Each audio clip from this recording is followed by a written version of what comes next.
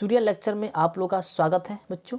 आज के इस वीडियो में हम आज क्लास 10 का मैथ पढ़ेंगे। प्रश्नावली 1.1 का क्वेश्चन नंबर 4 आज को पढ़ने वाले हैं। तो इस क्वेश्चन को लगाने से पहले हम इस क्वेश्चन को पढ़ लेते हैं, आखिर ये क्वेश्चन हमको क्या कहने के लिए कह रहा है, ठीक ना। तो चलिए इस क्वेश्चन को ध्यान से पढ़ते हैं। दिया कि यूक्लिड विभाजन परिमेयिका का प्रयोग करके दर्शाइए कि किसी धनात्मक पूर्णांक का वर्ग किसी पूर्णांक m के लिए 3m या 3m+1 के रूप का होता है। हमको ये बताना, देखिए बच्चों, रूप का होता है। यहाँ पे ये बोला कि जो धनात्मक पूर्णांक का वर्ग है, जो धनात्मक पूर्णांक का जो धनात्मक पूर्णांक है वर्ग का, ये पूर्णांक m के लिए 3m या 3+m का रूप का होता है। हमको ये बताना, जो धनात्मक पूर्णांक है क्या इस रूप का होता है। हमको ये चीज़ प्रूफ करना है, ठीक ना। अगर आपको समझ में नहीं आ रहा है तो इस वीडियो को शुरू से लेकर अंत तक आपको देखना है। इस क्वेश्चन को बहुत हम बारीक तरीके से, बहुत सिंपल तरीके से बताएंगे ताकि आपको ये क्वेश्चन समझ में आ जाए, ठीक ना। तो चलिए बच्चों हम स्टार्ट करते हैं। तो सबसे पहले यहाँ पे लिख लेते हैं इस साइड में 3m,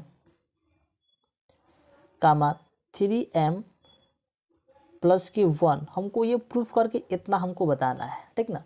आप सबको पता होगा यूक्लिड विभाजन एल्गोरिथम का नियम क्या होता है। a बराबर BQ प्लस के आर, BQ प्लस के आर। इतना समझ गए। चलिए हम यहाँ पे मान लेते हैं जो धनात्मक पूर्णांक है बच्चों, हम यहाँ पे a मानते हैं। क्या मानेंगे बच्चों? a से लेकर z तक आप कुछ भी मान सकते हैं, लेकिन हम a मानेंगे, ठीक ना। लिखेंगे यहाँ पे माना धनात्मक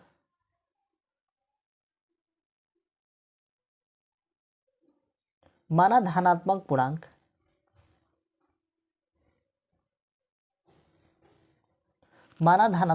क्या है बच्चों? a है।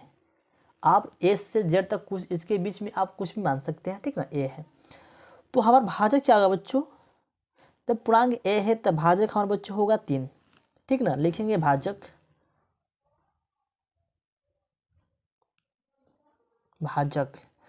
को 20 से दर्शाते हैं, तब भाजक बच्चों हमारा क्या होगा? भाजक क्या होगा बच्चों? हमारा 3 होगा। क्या बच्चों? हमारा 3 होगा।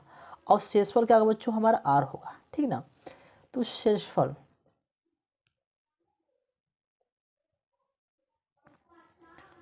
क्या होगा बच्चों? हमारा r होगा। हमको शेषफल पता नहीं है कितना है। हाँ, एक बात ध्यान देने की जरूरत है बच्चों, हमेशा जो भाजक है ना, भाजक हमेशा शेषफल का मान जो आता है वो छोटा रहता है।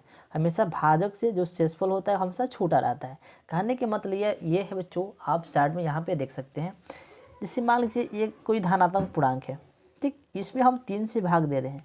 जो इसका भागफल आएगा, जो इसका शेषफल आएगा वो r आएगा। कहने का मतलब ये है बच्चों कि हमेशा जो भाजक है ना, जो भाजक है, भाजक का मान हमेशा शेषफल से बच्चों बड़ा रहता है। कहने के मतलब ये है कि जो शेषफल है ना, जो शेषफल का जो मान रहता है हमेशा भाजक से छोटा रहता है, बड़ा नहीं रहता है। शेषफल हमेशा मान छोटा है, किससे? भाजक से आएगा। तो क्या क्या रख सकते हैं? सबसे पहले 0 रखिए, 1 रख सकते हैं और 2 रख सकते हैं, 3 नहीं रख सकते। क्यों? क्योंकि भाजक से हमेशा ये छोटा रहता है, बड़ा नहीं रहता। बड़ा नहीं रहता है बच्चों? शेषफल बड़ा नहीं होता है, ठीक ना। चलिए आप चलते हैं बच्चों यूक्लिड विभाजन एल्गोरिथम से। यहाँ पे लिख देंगे यूक्लिड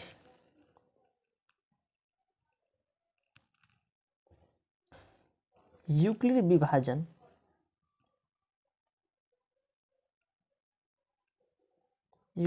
परिमेय से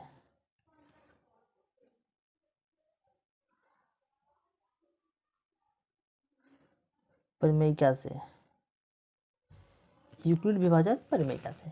यूक्लिड विभाजन एल्गोरिथम होता है क्या बच्चों? होता है a बराबर BQ प्लस के r, BQ प्लस के r, ठीक ना। लिखेंगे जब r बराबर, सबसे पहले r का मान पर 0 रखेंगे। 0 रख के बच्चों हम चेक करेंगे, ठीक ना। क्या बच्चों? 0 रख के चेक करेंगे। लिखेंगे a बराबर, ठीक ना। तो भाजक कितना है बच्चों? हमारा 3 है, तो b की जगह पर लिखेंगे 3। उससे q तो q उतार दीजिए आपको, अब प्लस शेषफल कितना बच्चों? 0। क्या बच्चों सेक्सफल कितना है 0 है ना। आप देखिए यहाँ पे ये बोल रहा था कि जो धनात्मक पूर्णांक का वर्ग, इसको हमको क्या करना बच्चों वर्ग करना है। तो लिख देंगे हम दोनों तरफ वर्ग करने पर, यहाँ पे लिखेंगे दोनों तरफ वर्ग करने पर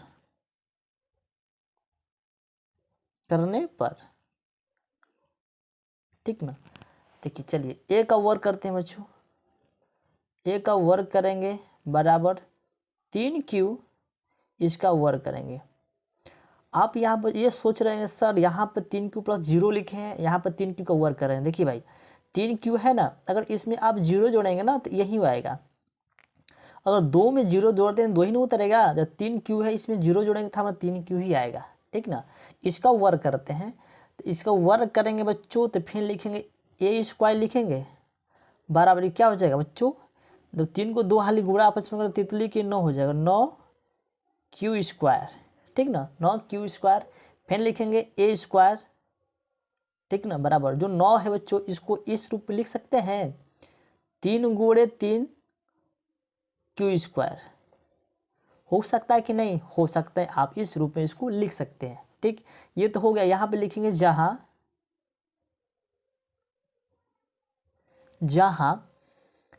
3q, जो 3q स्क्वायर है बच्चों इसको हम मान लेते हैं m। क्या मानेंगे बच्चों m, इसको मान लेंगे m रखने पर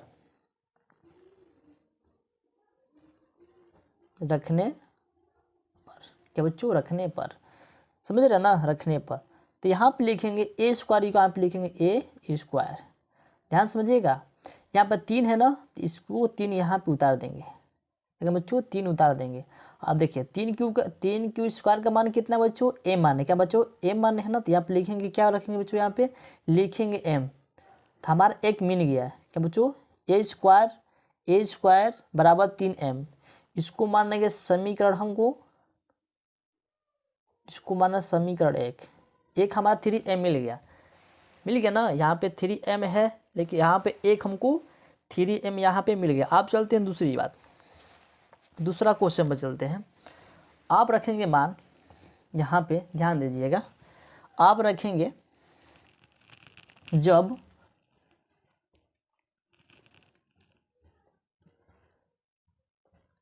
r बराबर 1, 0 रख दिए उसके बाद एक मान रखेंगे ना, रखेंगे 1।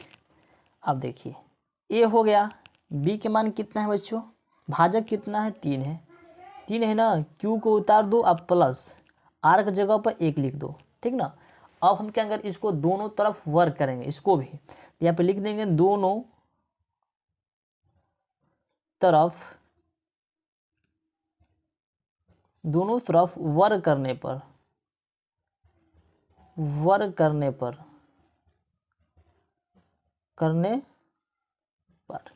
दोनों तरफ वर्ग करने पर। चलिए इसे वर्ग करते हैं। a स्क्वायर बराबर 3q प्लस के 1, इसका भी वर्ग करेंगे ठीक ना। इसको क्या करेंगे बच्चों, हम a प्लस बी का होल स्क्वायर पे इसको तोड़ेंगे, इसको लिखेंगे a स्क्वायर हो जाएगा बराबर, इसको तोड़ेंगे तो 3q हो जाएगा स्क्वायर ठीक, प्लस के 2 गुणे लिखेंगे 3q गुणे 1 अब प्लस के 1 का होल स्क्वायर ठीक ना। ये a प्लस बी का होल स्क्वायर का सूत्र है, इसी पे इसको तोड़े हैं। अब लिखेंगे a स्क्वायर बराबर कितनी के हो जाएगा 9q ठीक ना, प्लस के 3 दूना के 6q ठीक ना। अब प्लस के क्या हो जाएगा बच्चों, प्लस के 1 क्या हो जाएगा बच्चों, प्लस के 1। इतना समझ गया। अब क्या करेंगे बच्चों, फिर इसको लिखेंगे a स्क्वायर ठीक ना, a स्क्वायर बराबर इसमें हम 3 लेंगे कॉमन। क्या करेंगे बच्चों, इसमें हम लेंगे 3 कॉमन, क्योंकि 9 भी कट रहा है 6 भी कट रहा है, तो लेते हैं 3 कॉमन, तो हो जाएगा तितली के 9q स्क्वायर प्लस क्या हो जाएगा 3 दूना के 6 2q ठीक, 1 के बाहर लिख देंगे। क्या करें बच्चों, 1 को हम बाहर लिख देंगे। इतना समझ गए आप। इतना समझने के बाद हम अब क्या करेंगे बच्चों, आप लिखेंगे जहां जहाँ इस पूरे को बच्चों हम मानेंगे m, लिखेंगे 3q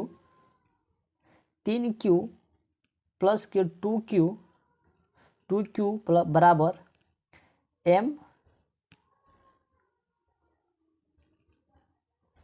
रखने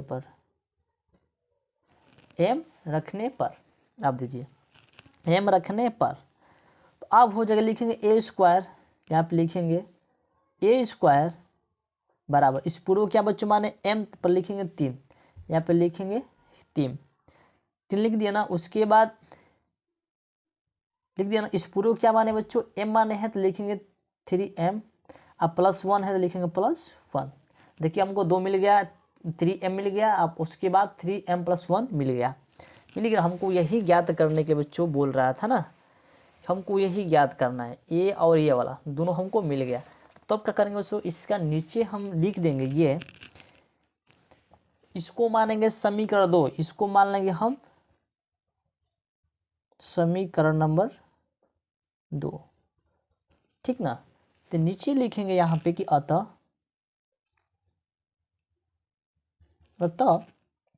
किसी धनात्मक पूर्णांक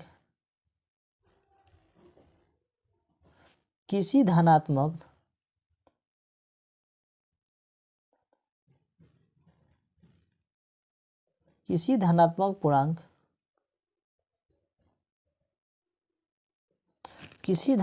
पूर्णांक का वर्ग किसी धनात्मक पूर्णांक का वर्ग 3m प्लस के 1 के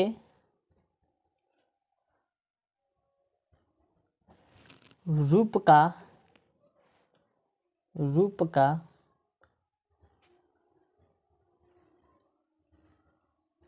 होता है। क्या बच्चों, रूप का होता है। हमको यही प्रूफ करना था, वो चीज़ बच्चों हम प्रूफ करके आपको दिखा दिए। हमको यही ज्ञात करना था जो धनात्मक पूर्णांक है क्या ये वो धनात्मक पूर्णांक का वर्ग क्या इस रूप का हो सकता है कि नहीं, हमको यही ज्ञात करना था बच्चों। वो चीज़ हम आपको करके दिखा दें। अगर आपको ये वीडियो बच्चों अच्छा लगा तो लाइक कमेंट सब्सक्राइब जरूर करिए और अपने दोस्तों के पास शेयर करिए ताकि उनका भी हेल्प हो सके। तो चलिए मिलते हैं अगले नेक्स्ट वीडियो में, तब तक जय हिंद जय भारत।